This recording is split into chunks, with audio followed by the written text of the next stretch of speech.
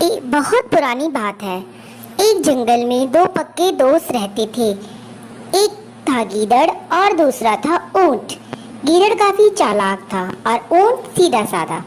ये दोनों दोस्त नदी के पास बैठकर अपना दुख सुख बांटते थे।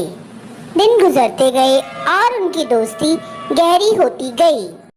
एक दिन किसी ने गीदड़ को बताया कि पास के खेत में पके हुए तरबूज है।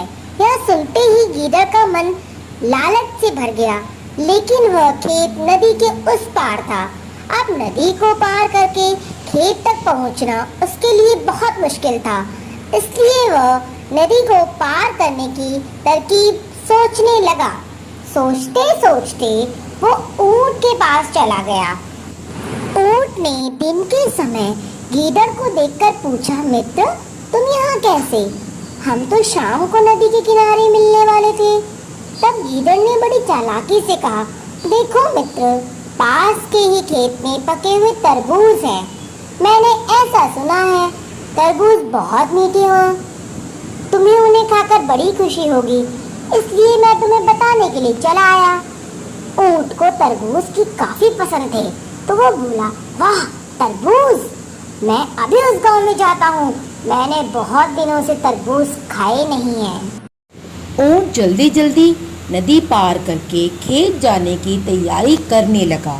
तभी गीदड़ ने कहा, दोस्त तरबूज तो मुझे भी अच्छे लगते हैं, लेकिन मुझे तैरना नहीं आता है। तुम तरबूज खा लोगे तो मुझे लगेगा कि मैंने भी तरबूज खा लिए। तभी ऊंट बोला, तुम चिंता मत करो, मैं तुम्हें नदी पार करवाऊंगा, फिर साथ में मिलकर दोनों दोस्त तरबूज खाएंगे। ऊंट ने जैसा कहा वैसा ही किया। वह गीदड़ को अपनी पीठ पर बैठाकर नदी पार करवा देता है। खेत में पहुंचकर गीदड़ ने मन भर कर तरबूज खाए और खुश हो गया। खुशी के मारे वो जोर जोर से आवाजें निकालने लगा। तभी ऊंट ने कहा, तुम शोर मत मचाओ, लेकिन गीदड़ नहीं माना।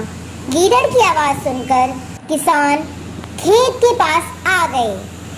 गीदड़ तो चालाक था ही, इसलिए वह जल्दी से पेड़ों के पीछे छुप गया। ऊंट बेचारा क्या करता, उसका शरीर बहुत बड़ा था, इसलिए वह छुप नहीं पाया। किसानों ने गुस्से के मारे उसे बहुत मारा। किसी तरह बेचारा अपनी जान बचाते हुए खेत के बाहर निकला। तभी पेड़ के पीछे छुपा हुआ गीदड़ बाहर आ गया। गीदड़ को देखकर ऊंट ने गुस्से से पूछा, तुम क्यों इस तरह चिल्ला रहे थे? गीदड़ ने कहा, मुझे खाने के बाद चिल्लाने की आदत है, तभी मेरा खाना पचता है। इस जवाब को सुनकर ऊंट को और गुस्सा आ गया। फिर भी वह चुप रहा और नदी की ओर बढ़ने लगा। नदी के पास पहुंचकर उसने अपनी पीठ पर गीदड़ को बिठा लिया। इधर ऊंट को मार पड़ने से गीदड़ मन ही मन बहुत खुश था। उधर नदी के बीच में पहुंचकर ऊंट ने नदी में डुबकी लगाना शुरू कर दिया। गीदड़ यह देखकर डर गया और बोलने लगा, अरे दोस्त, ये क्या कर रहे हो? गुस्से में ऊंट ने कहा, मुझे कुछ खाने के बाद उसे हजम करने के लिए नदी में डुबकी मारनी पड़ती है। गीदड़ को समझ आ गया कि ऊंट उसके किए का बदला ले रहा है। बहुत मुश्किल से गीदड़ पानी में से अपनी जान बचाकर नदी किनारे पहुंचा। उस दिन के बाद गीदड़ ने कभी भी ऊंट को परेशान करने की हिम्मत नहीं की।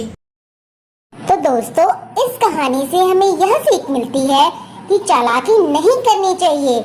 अपनी करनी खुद पर भारी कभी भी पड़ सकती है और दोस्ती ईमानदारी से निभानी चाहिए। अगर आपको ये कहानी पसंद आई हो तो प्लीज़ लाइक करें, शेयर करें और हमारे चैनल को सब्सक्राइब करें। Thank you.